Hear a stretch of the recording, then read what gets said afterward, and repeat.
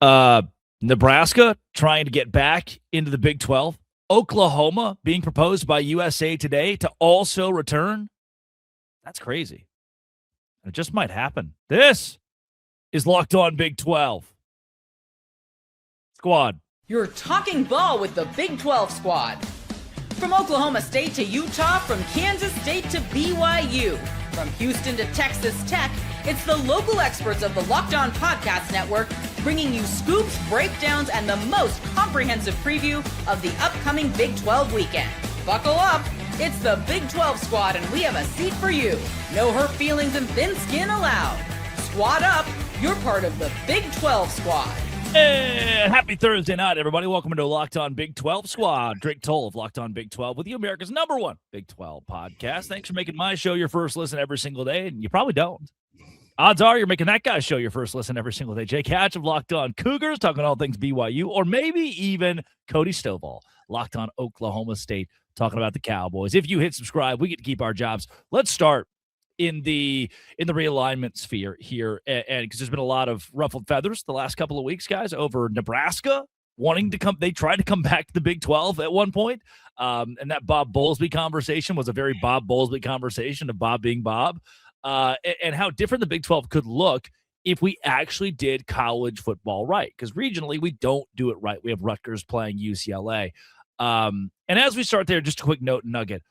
This is just us being nice. It's just being good people. We record the shows Monday night. By then, a lot of basketball has happened. Thursday's a reprieve back into college football. Give you a taste of that just because we don't want to be talking about basketball topics that are 3 days old and seen. Jake Hatch, Cody Stovall. Cody, you're an original 8 guy. Bring back the Big 8, baby. Bring back Bedlam. Drake, anytime somebody starts having this Big 8 conversation, it makes me feel some type of way. I go Talladega Nights mode. I can feel it in my loins and the rumble of the racetrack. I need this back in my life. Just, you talked about the regionality. I think it affects recruiting in a way that doesn't get talked about enough. We already know that high school recruits are getting screwed the most in this wild, wacky world of transfer portal NIL that we live in. But I think if you had more regionality, that would help with recruiting. Guys, there's a reason that Nebraska used to be more dominant than OU, or at least equal to OU in dominance. And I think a large of that is geographical footprint. So they need to be back in the Big 12 as much as we need them, because we don't have any freaking rivalries, fellas. We lean on the Holy War and hope that carries the weight compared to Bama, Georgia, and OU, Texas, all these other games. And I hate it, man. It blows my mind. It's the only thing Brett Yormark has failed on is generating rivalries in this conference. If you do this, that sorts all of that out. And I do think it puts the Big 12 more on a national respectable pedestal. Hatch, would you take a Nebraska? Do you want that? Does a BYU fan want that? Or do you want to become the new darling, be the new Nebraska? No, I would actually like to see Nebraska come back into this league, because it brings kind of the traditional Big 12 feeling back to this league. And I'm not saying that BYU wouldn't be obviously getting extra competition to be atop this league, but that Nebraska is synonymous with Midwest football, not Big 10 football, and that's the Big 8. That's the Big 12. So if Nebraska has any inkling of coming back home, yeah, get them back here. And same thing for Missouri, same thing for Oklahoma. I'll take any and all of those. If they want to come back to the Big 12, the more the merrier in my world. Well, what's the biggest knock on the Big 12 is we don't have a flag bearer. We don't have a blue blood. We don't have somebody that can carry that mantle. Nebraska could come back to the Big 12 and at least carry that from a cachet perspective. Sure. It's a national talking point, right? Us being in the Big 12, we see it a little bit differently. But at the same point in time, that's why you want Miami. If the ACC falls apart, you got to have a flag bearer, and we currently don't have one. Nobody's ran away with it, right? Arizona State, BYU, nobody has taken the mantle of we're going to be that team yet. And Nebraska, unfortunately, they still carry that level of cachet. They're still kind of a blue blood, and I think they would have more success in the Big 12, which would help the Big 12. I think we need this, Drake. I really do. So the reason a big piece of this conversation kicked up, John Kurtz has done a great job of covering it, by the way, and I like listening to his. I think rising tide lifts all boats. There's no competition. Like, oh, look, a competitor, John Kurtz. Like, I love John Kurtz's stuff. Sorry, sue me. He kind of sparked this conversation, and from there, folks have ran with it in building their own realignment scenario. So I want to show you guys one that I found this week. If FBS conferences were based on geography, now some of this you can't. It's never going to make sense. That being because you'd have a conference of Michigan, Ohio State, and Kent State, Eastern Michigan, Akron, the MAC, right? Because they're all close. Yeah. if we could go back to day one of college football and start all over and have a conference where, hey, what if BYU, Oregon, Utah, Washington, Wyoming all had the exact same leg up, all had the exact same starting point on third base and could try to build in college football? This could work. But it makes me think, too, man, how neat would it have been if we could have just gotten it right from the beginning? Money has ruined it, but regionality in college football is something we're missing at an extreme rate. And that's where I think we lose the nostalgia of the sport. That's why I think we've got to a callous point now where a lot of fans are saying, okay, I don't like watching Georgia play Ohio State every year anymore in the playoff. I want to see the underdogs and the fun matchups that are rare and unique. Well, and to your point, Drake, is this is a sport that was built on that regionality. And you mentioned it, the money's kind of ruined it all. Realignment, it was driven all by money. It always goes back to money. And that's the sad part about this, because we're seeing the professionalization of college sports unfolding right before us. And there's no way to go back to what it once was, sadly. Just the toothpaste is out of the tube at this point. And even as much as I would love to, you pointed out kind of that Northwest 12-team conference there that includes BYU, Utah, Colorado, Washington, Oregon. That'd be phenomenal. That'd be a really, really fun league. The sad part is just with the powers that be right now, there's no way that anybody's ever going to agree to go back to what it was. It's only going to go forward with what it is currently. So when I see that graphic, I see Arkansas State, I kind of laugh. I see Missouri State, unless it's baseball only, I kind of laugh. I see Tulsa, I get sad, all right? I may have shed a tiny tear just now, but this is a huge opportunity for Brett Yormark, right? We're talking about realignment and how everybody's going coast to coast now in realignment. What if Brett Yormark was the only commissioner that actually tried to bring things back to how they used to be? If Brett Yormark is the dude that tries to bring the Big Eight back together, I think from a marketability, profitability standpoint, that does a lot for the Big 12. It makes the Big 12 substantially different instead of a conference that's fighting with everybody else to grab all of these available teams. I don't even know if you could consider OU part of this, right? OU and A&M, they act a little SEC-ish. They have SEC money, so they might make a little bit of sense. But Missouri, if you were to ask them if they regret leaving the Big 12, they would be stupid to say otherwise. Same could be said about Nebraska. I think this would be huge for Brett Yormark. If he's like, well, everybody else is racing to go to the coast and get UConn and fight for Gonzaga, we're trying to bring everything back to the roots of college football. We're trying to keep things where they used to be. That might bring a fan base back in, because you are right, Drake. A lot of us old heads, we've kind of given up on loving college football again. Covering it is different. Loving it is starting to become more difficult. Brett Yormark can capitalize here. Cody just said something that a lot of you are going to think is stupid, but he's right. And it's that Missouri would come back to the Big 12. Oh, no, we're making so much money. Here's why Cody's right. And I'll lay it out for you in layman's terms you can't disagree with. Up next on the Dose Grande Squad. One of these, right? It's one of the, yeah. I'm Kalia Butler, host of Locked On Women's Basketball, and this is Mazda's Women's Basketball Snapshot, celebrating the work no highlight reel can ever capture. South Carolina rolled past Ole Miss 85-48 to clinch a share of the SEC regular season title and lock down the number 1 seed in the conference tournament. The Gamecocks extended their win streak over Ole Miss to 21 straight. UCLA dominated Wisconsin 80-60 to secure its first outright Big Ten regular season championship in program history. The Bruins improved to 27-1 overall and remain unbeaten in conference play. And number 12 TCU stormed back from a 13-point fourth quarter deficit to beat Iowa State 80-73. The Horned Frogs now sit alone atop the Big 12 standings and are 1 win away from clinching another regular season conference crown. These moments are earned off the clock, those long before the lights ever come on. The sweat, the fakes, the doubt, the scrapes, and coming back for more every time. Mazda puts that same drive into every detail. Wins define the moment, putting in the work, that defines you. There's more to a Mazda because there's more to you. Cody Stovall, you ask a Missouri fan from Joplin, hey, would you go back to the Big 12? I ain't going back to Big 12. We make more money here. Yeah. I would say, and fans get so caught up in the dollar sign, that extra $20 million Mizzou makes every year didn't go to Dan in Springfield. It didn't go to Jerry in Joplin. And Billy in Branson is still struggling to pay his bills, even though Missouri is getting $20 million more a year. So you can argue like, oh, it's so much more fun than my school has. But yeah, the kids have a new hot tub. They do. They've got a new hot tub. It, A, didn't put a dime in your pocket. B, somehow your ticket prices still went up. And C, you're losing more games. You're losing at a more alarming rate because the competition is stiffer in the SEC. Is that what you wanted? An oversaturated conference with solid teams at the top?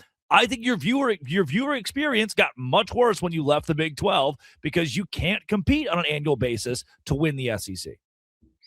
Yeah, I think you're 100% accurate. I don't think any Mizzou fan, it's kind of like OU fans. Let's be real. OU fans, with their bluster, they're going to be like, no, we would absolutely not. But deep down inside, they miss being the top dog. They miss being a team that holds trophies instead of a team that's just somewhat competitive. I would imagine that if you inserted some truth serum and even OU fans, they would probably prefer to come back to the Big 12. They'll never admit it, though, and I understand why. Missouri's a little bit of a different case, man.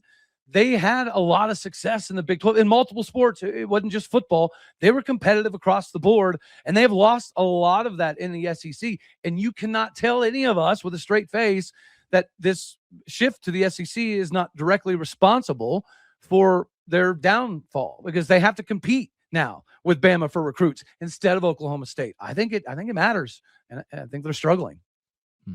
Well, I'll just add this.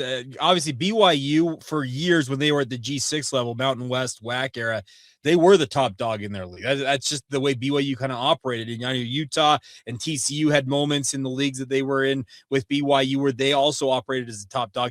BYU's been accustomed to kind of being that in a league that they've been in, and I think they aspire to be that here in the Big 12. But to your point, Cody, if you're talking to a Missouri fan in their heart of hearts, yeah, they want to compete at a far higher level than they're competing at in the SEC. You mentioned Oklahoma. They love being front runners. There's just no doubt about that. And I think they would like to be a top the Big 12 and where they can really kind of run this league. And it goes to the same thing for Nebraska, for example.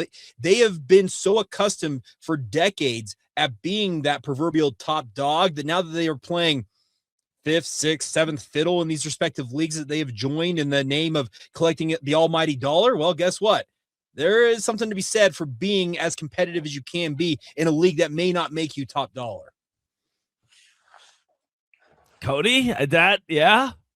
I think Jake kind of hits the nail on the head here that the profitability, it's great. The money you're getting, it's great. But as you mentioned, Drake, it's not going to the fans. Okay, let's rewind this. Why did Nebraska's AD reach out to Bob Bowlesby about at least exploring the idea of getting back to the Big 12?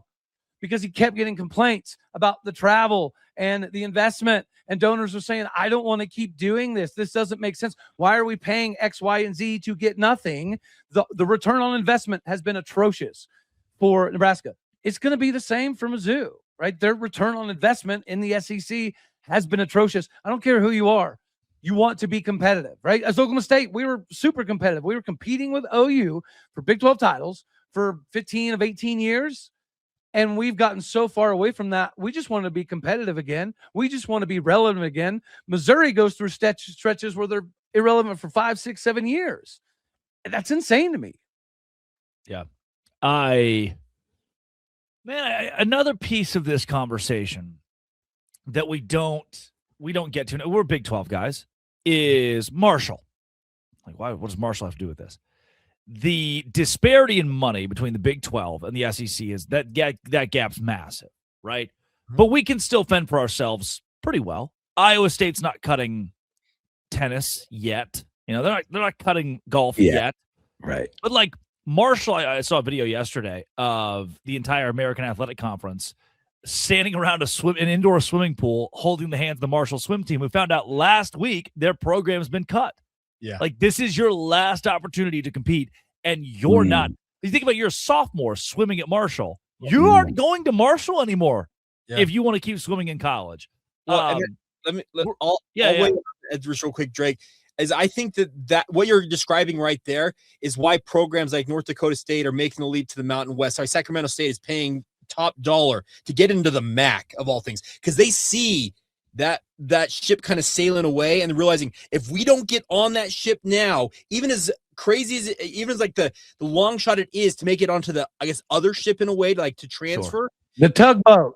Yeah. You've got to get on that boat, because if you don't, you're screwed. And that's what Marshall's dealing with right now. That's what all these programs that are, I hate saying the term have nots, but that's what it is. Cause you're right.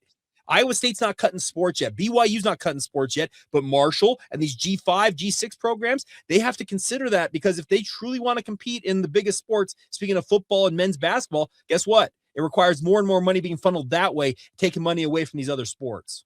Yeah. And if you, serious sorry. problem. If you have the backing, you should enjoy it, right? A lot of schools are getting rid of sports. Oklahoma State's sitting here trying to consider whether we're going to build a hockey rink and bring hockey into the fold. Awesome. And it looks like it's actually a viable option. There's actually investors and donors pumping this stuff and pushing this stuff. Like cowgirl wrestling is kind of taken off and becoming a thing. We might be adding sports. So Cowboy Country, we're not broke, right? Mike Gundy calling us poor. That wasn't true. We were just waiting on a reason to reinvest. We have found those reasons. It's good to be in Cowboy Country, even though it's been a little bit of a struggle the last couple of years. Well, I'll just say from the BYU perspective on this, for years, BYU boosters, and Drake and Cody, you know how robust the booster base is for BYU. For so many years, there was not I guess you call it a legal means for them to be able to invest the way that they wanted to invest in BYU athletics.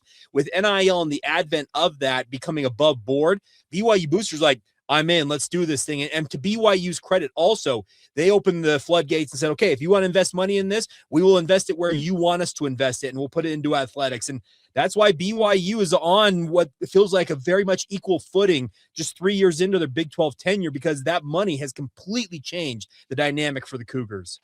I think we just saved college football.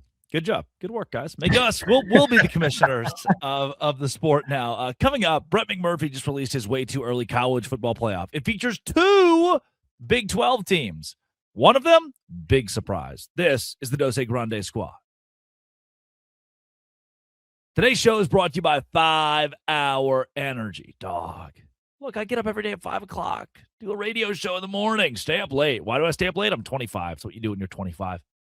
But with 5 Hour Energy, we're bringing you to the flavor draft. 18 different flavors to choose from, including new options like Confetti Craze, Fruity Rainbow, Cotton Candy, something for everyone. My number 1 overall pick, though, Strawberry Banana, Tropical Delight, sweet strawberry flavor. Love the Hawaiian Breeze. Been around with watermelon and I hung out in high school, but it's Strawberry Banana for me. Very low acidity, easy to drink. 5 Hour Energy Shots gives you a boost with 0 sugar. 5 Hour Energy has a ton of upcoming flavor innovations as well. Find your new favorite flavor of 5 Hour Energy Shots available online, 5hourenergy.com or Amazon, 5hourenergy.com or Amazon. 5 Hour Energy. Drink one today. Also brought to you by Game Time. Game Time's where I go, man. Wanted to go to the Grand Ole Opry this weekend. And you're thinking, you can't go to Game Time and get tickets for the Grand Ole Opry. I did. Saturday, Oh Brother, Where Art Thou? The crew that the talent that played on their album for that movie 25 years ago will be at the Grand Ole Opry. I wanted to go. Game Time got me the tickets. And for way cheaper than I thought that they would be. Game Time guarantee means 100% legitimate tickets as well. Take the guesswork out of buying tickets. Use code Locked On for $20 off your first purchase. Terms apply. Code Locked On when you download the Game Time app for $20 off. Download that Game Time app and do it today. Jay Katz, Locked On Cougars. Cody Stovall, Locked On Oklahoma State. You can find each of us, if you are an everydayer and love our shows, at the Everydayer Club. Locked On Big12.supercast.com. Locked On Cougars.supercast.com, Locked On Oklahoma State.supercast.com, something like that, for our everydayers who want ad-free Locked On listening experiences. This is a lot. Brett McMurphy's way too early college football playoff, where he has Notre Dame winning the national championship. That's not.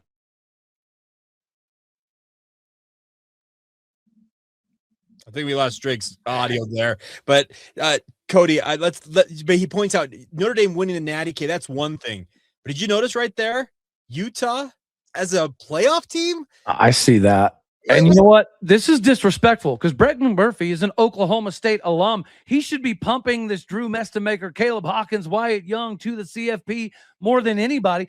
I cannot believe ESPN beat an alum to Oklahoma State getting into the CFP conversation. This is an egregious crime by a Cowboy.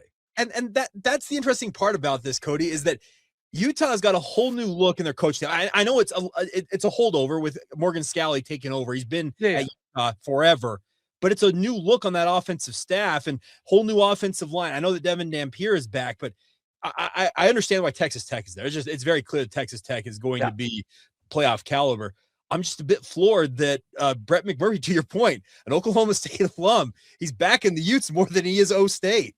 Well, it's got to be disrespectful to you too. Like, you guys have been the next best team in the Big 12 for 2 straight years and got screwed over 2 straight years. So if anybody's going to be poised for that position to compete with Tech, automatically it should be BYU. This love, this infatuation that everybody has with Utah, I don't flipping get it, fellas. I don't. Hello, get gents. Hi, good to see you. Hey, buddy. It's me. Hatch, here's what I don't get. And I had JT Westercell on the show earlier this week, my show, to talk about it. Utah's losing its entire offensive line. Offensive line coach, offensive coordinator, head coach, by the way. John Henry Daly, pretty good player. They're losing 8. Stars is a strong word, but they're losing like 8 pretty solid contributors, either NFL draft or to Michigan, that were stalwarts last year or would have been great next year. How do you? They lost their OC. Is it just Devin Dampier? Can Brett McMurphy name more than Devin Dampier on their roster? I would like him to name more than him and Wayshawn Parker, because those are really the 2 that I'm thinking of. And right, I can say that Braden Pagan comes down from Utah State as their potential number 1 wide receiver, but I get where some people believe so heavily in Utah because they were so consistent during their Pac-12 era. But the problem is there's a massive changeover here, even though a lot of the names that are still there are holdovers, because Morgan Scalley's been there forever. But you mentioned new offensive coordinator, new offensive identity. Are they going to gel with that quarterback tandem, both Devin Dampier and Bird Ficklin, with Kevin McGivern as their new offensive coordinator? What does the new O-line look like? I know that Kelvin Obot is the highest rated offensive tackle prospect in the entire country, and they're figuring he's going to hold down one of those spots, but there's 4 other guys on that offensive line that have to hold it down. Braden Pagan was really good at Utah State, but will that translate to the Power 4 level? I don't really question much of their defensive stuff. I just trust that they'll get it right. They've been very good defensively. But yet again, question marks about Utah's offense, and that's kind of been what has just been the bugaboo of their chances of really achieving true greatness in college football. And I'll just say from my side of things, I'm sitting over here like, what does BYU got to do to earn some respect around here? Well, guys, and Utah didn't even go out and get Haas Haney, which we all know is better than Devin Dampier. So it doesn't make sense. It's so I've been told. Illogical. Maybe our fellow Cowboy Brett McMurphy was indulging in the spirits a little heavily. Maybe that was it. Could be. That could be the Notre Dame winning the Natty also doesn't make any sense either, because I don't think the record's going to set them up to be successful in the playoffs. They're going to run into a brick wall when they enter the playoffs because their schedule's extremely soft. Yeah, they have a couple big games. Cody, they're going to run into a brick wall in Provo, Utah in mid-October. Let's just put it that way. But they're still going to get in the playoff because they're going to win all those other cupcake games in between them. And then they're going to get to the playoff and they're going to get their face kicked in because they're not prepared. When you only have one tough game all year, I'm sorry, you're not prepared for the physicality of playoff football. You might not even be prepared for the physicality of bowl game football. This is the worst year ever to give Notre Dame this pass is with this schedule that Notre Dame got. It's absolute insanity to me, fellas. You know, on that Utah front, though, the schedule is so easy to start the year. Idaho, Arkansas, Utah State. Utah what? Yeah. I 3-0 at Iowa State. Okay, I don't think Iowa State's going to be very good. Kansas at home. Win. That's a win. They're 5-0, and then they go at Colorado. Should be a win. Yeah, they might start 6-0 next season, given the schedule they have. That can propel. Now, you know, we've seen plenty of teams. Cincinnati's a great example this year, just completely bottoming out after having a great first half of the season. That could happen. But if you start 6-0, that kind of momentum driving into games at home against Houston, on the road against Cincinnati. I mean, that's 7-1. That's good. I just threw up in my mouth a little bit when you said Utah could be 6-0. Here's the thing. I've looked at their schedule and I agree. They could, the first half of the season, they should cakewalk through it. But to your point, Drake, that's going to build the hype train. That's what's going to be carrying Utah's rep in the back half of the season. Yeah, they'll probably falter a time or two in that back half, but let's say they're 10-2 at that point. they're going to be having a lot of people saying, well, remember how good they were early this season. And I know that the opponents, it's supposed to be monitored, but we all know that it can be overlooked at times. I feel like the hype train, if the first half of the season goes the way that it projects for Utah, that's what will kind of drive this whole true playoff push for Utah, as much as I believe that it's BYU's rightful place to be in that spot. Fellas, do we need Utah to be good? Because nationally, everybody and their mom has just been waiting and hoping and praying for Utah to take over the Big 12, to win a Big 12 title. It does seem like they get the most push of everybody in the conference from a national perspective. It almost feels like it would be better for the Big 12 at this point in time for Utah to, I don't know, win something, because they are projected to win almost everything all the time. I don't get it, but they get more national respect than even Texas Tech for whatever reason. Yeah. It almost feels like the country wants Utah to be good, and that will help the Big 12 look good. But then if Utah is good, they're just going to talk about wanting to be in the Big 10 anyways. So it's darned if you do, darned if you don't. Huh? Yeah, that's good. That's a really good point, though. You're right. I mean, I also don't entirely understand it. I guess it's the Rose Bowls there at the Pac-12 championships that gave them a good leg up. Okay, but you're right. America they have rose-colored glasses. They do. Well, I can just say this. I do know that the national media absolutely loved Kyle Whittingham, and they're going to love him in Michigan, obviously, because he has the national media eating out of his hand. I cover Utah heavily out here in Utah, doing what I do in sports radio. He has built a reputation for Utah that they're a darling of the media because he treated the national media so well.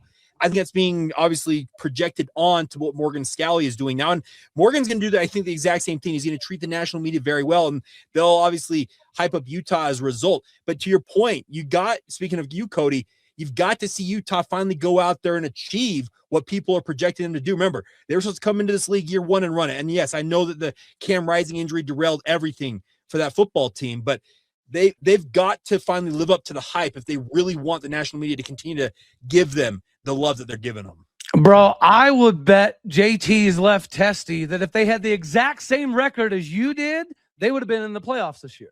You're probably right. If they had the exact same scenario as BYU, same schedule, same outcome, same Heisman contenders, whatever. Over the last 2 years, they'd have got in one of those years just because of their darling rose-colored glasses by the national media. I agree. Maybe I'm wrong, but and that's not even. In saying that, I'm not even mad at Utah about that. I'm more mad that BYU didn't get that. But good for you, Utah. We're not upset. It's just do something. Do something. It almost feels like we need to come around to Utah being good. We need Utah to win a title to give the Big 12 more credibility, and then we beat the tar out of Utah for the next 5, 6, 7 years. That's what we all need to have. And now JT is checking his manhood to make sure it's all intact. Yep, he's to make sure he's good to go. That is Jay Catch of Locked On Cougars, Cody Stovall, Locked On Oklahoma State. Those two guys find them every single day right here on the Locked On Podcast Network. This has been, it always will be, Locked On. Thanks for making our shows your first listen every single day. It's the No Say Grande Squad.